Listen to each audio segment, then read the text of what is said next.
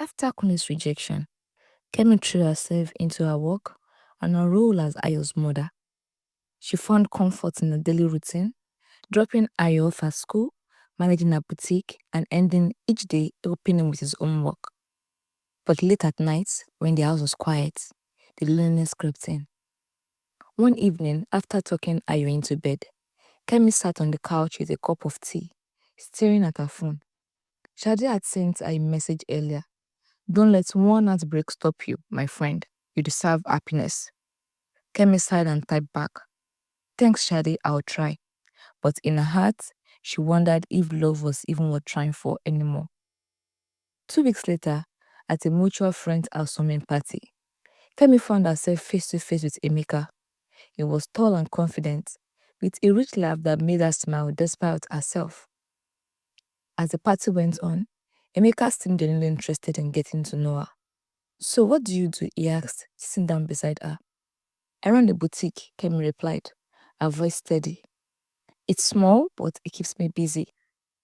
That's impressive, Emeka said, leaning back with a grin. I always respect entrepreneurs. It takes courage to start something from scratch. The two spent hours talking, and for the first time in a long while, Kemi felt herself relax.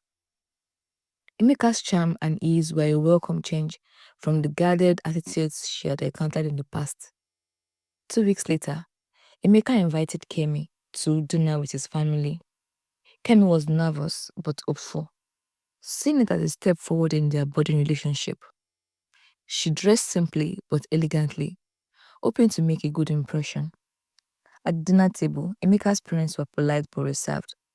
His mother, a stern-looking woman, asked Kemi a series of pointed questions. So Kemi, tell me, do you have children? She asked, her tone neutral. Yes, ma. Kemi replied, her heart pounding. I have a son named Ayo. He's 6 years old. The atmosphere changed immediately. Emeka's mother exchanged a look with his father, and the tension filled the air.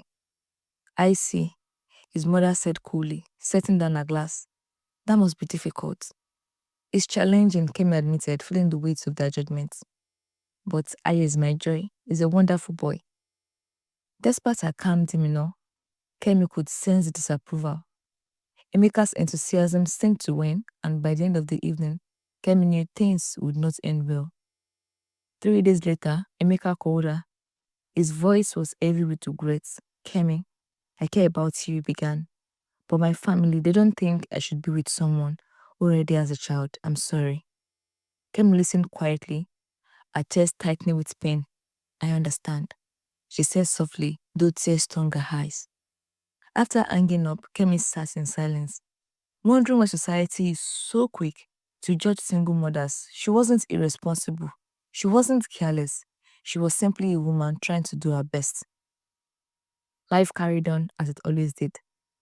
One day, while picking Ayo up from school, Kemi struck up a conversation with Jide, an uncle who came to pick up his niece. He was a school teacher with a warm smile and a patient demeanor. You must be Ayo's mom, Tunde said, nodding towards her son, who was busy admiring his mom. He's a bright kid. You've done a great job raising him. Kemi smiled, surprised by the compliment. Thank you. It's my world. Over time, Kemi and Tunde began spending more time together. He often stopped by the boutique to chat, and on weekends, he joined Kemi and Ayo with his niece, Ewa, for outings. Ayo adored Tunde, and Kemi began to feel a flicker of hope again. One evening, after dinner at Kemi's apartment, Tunde sat down with her. His expression was serious. Kemi, I need to be honest, he began, his voice steady. I care about you deeply, and I've enjoyed getting to know you and Ayo. But I don't think I'm ready to take on the role of a father figure. Ayo deserves someone who can give him their all, and I don't think I'm that person. Kemi felt the sting of rejection, but held her composure. Thank you for being honest, she said quietly. I appreciate that. After Tunde left, Kemi sat alone, wondering if she would ever find someone who wouldn't walk away. That night, as Kemi tucked Ayo into bed, he looked up at her with wide, curious eyes. Mommy, why don't people stay with us? He asked softly. The question pierced Kemi's heart. She sat on the edge of the bed, Stroking his head gently. Not everyone leaves Ayo, she said, her voice trembling. Some people stay, like Auntie Shade, and no matter what, I'll always be here for you.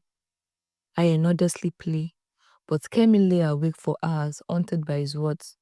She began to question whether she was doing the right thing by trying to find love. Was it fair to expose Ayo to disappointment? Yet deep down, she knew she couldn't give up. She owed it to herself and Ayo to keep going. Despite the setbacks, Kemi found solace in the small victories of everyday life. She focused on her boutique, building a loyal customer base. Ayo thrived in school, often surprising her with his wit and intelligence. Though the road was rocky, Kemi reminded herself that she was strong, and so was her son. Through tears and heartbreak, Kemi resolved to keep moving forward. But deep inside, the same question lingered.